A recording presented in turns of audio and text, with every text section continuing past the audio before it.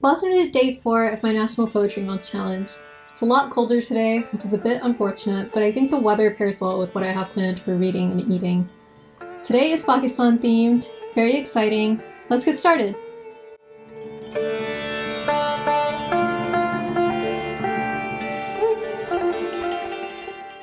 Today's featured book is If They Come For Us by South Asian poet Fatimah Asghar. Asghar's mother was from Jammu in Kashmir and their father was from Pakistan. They immigrated to the United States and both died by the time Fatimah was 5. That identity as an orphan is a major theme throughout Fatimah's work. The legacy of the partition of India, a very turbulent and violent time, is another major theme. Just this morning, I saw that Fatimah's debut novel, When We Were Sisters, was shortlisted for the Carol Shields Prize for Fiction, which is one of the world's richest literary awards. Very exciting and very deserved. I read a lot of YA novels in verse in the past year because I was working on my own, currently on submission.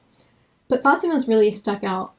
It's a beautiful lyrical novel that explores sisterhood, orphaning, and alternate family building. Very in line with the rest of their work. I'm going to read one of my favorite poems from the collection now, and then I'll give you a related prompt. Go.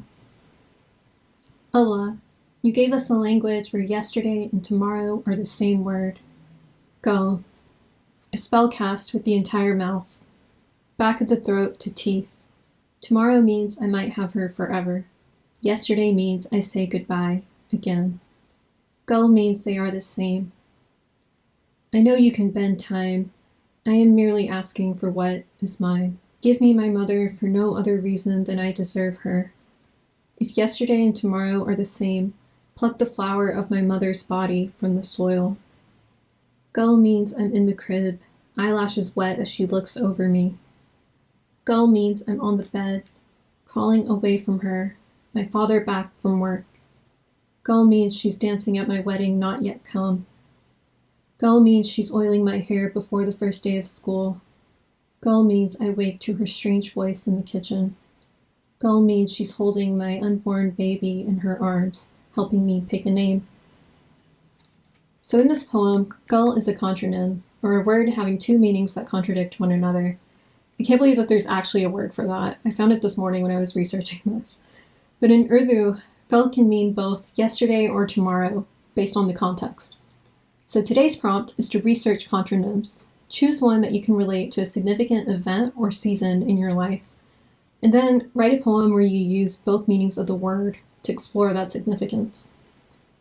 Etymology is so fun. I had a professor in college who would ask us to bring in the most interesting etymology we could find every week, and then whoever had the best would get a beanie bear. I went for the word smart aleck one week and got this really cute panda bear. He's aware of his etymology.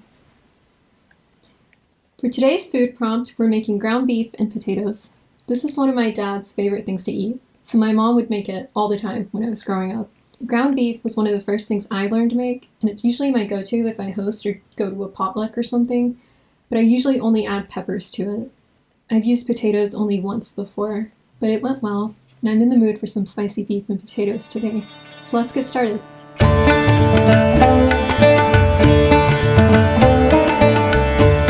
We're going to be using 1 pound of lean ground beef for this, and some pasta sauce. You can use any pasta sauce really, it doesn't really matter which one you cook it in. And I'm going to use this pot to cook everything. We're going to need a teaspoon of all of these. We have red chili, ginger, garlic, salt, and turmeric. And I highly recommend that you don't get the Walmart red chili because that'll give you the spice of ketchup. I learned that the hard way. This chili is from my mom. And I think she got it from like an Indian store. So it's actually spicy. And a little goes a long way. We're also using pasta sauce. And it doesn't matter what kind. You just need something to cook the meat in, as well as water. And we'll put all of this inside here and let it cook for like 30 minutes. So I'm going to do that now.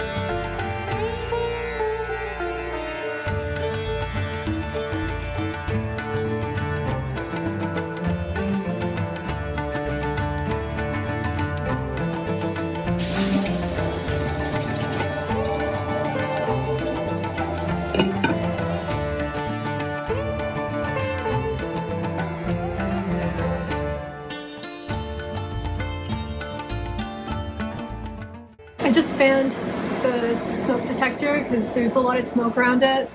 And I know Kate would love it if the fire alarm went off during one of these videos, but I'd prefer for that not to happen.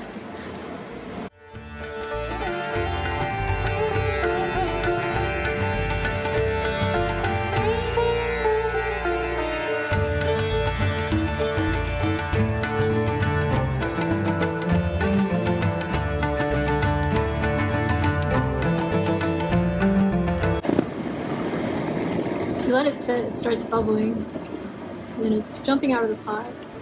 You have to keep stirring until all the water has evaporated, and it takes forever.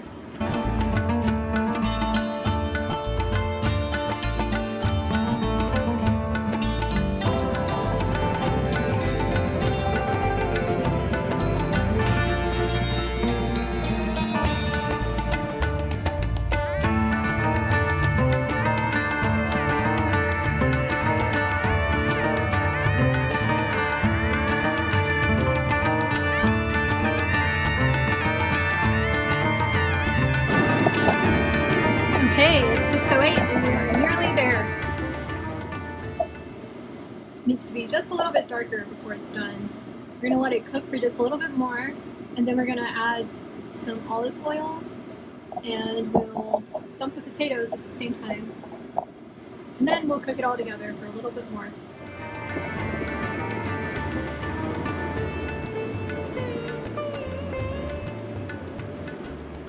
The potato to beef ratio is a little bit concerning, but this is otherwise looking pretty good. We're just gonna leave it covered for a few minutes now to let the potatoes cook thoroughly.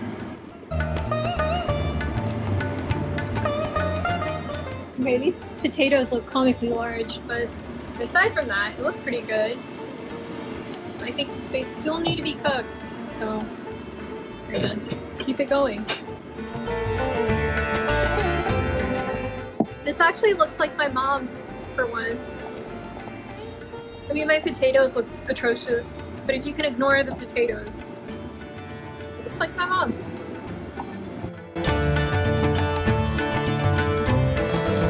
Hi friends, I'm here for my taste test. I got some garlic naan from Harps to eat with it, and I'm gonna do the taste test now. It's pretty good. I give it a 5 out of 5. It's really good, and it's spicy, which I like, and which is what I wanted. Thanks so much for watching. I hope you enjoyed this video, and I will see you tomorrow for the last video of this week. Bye!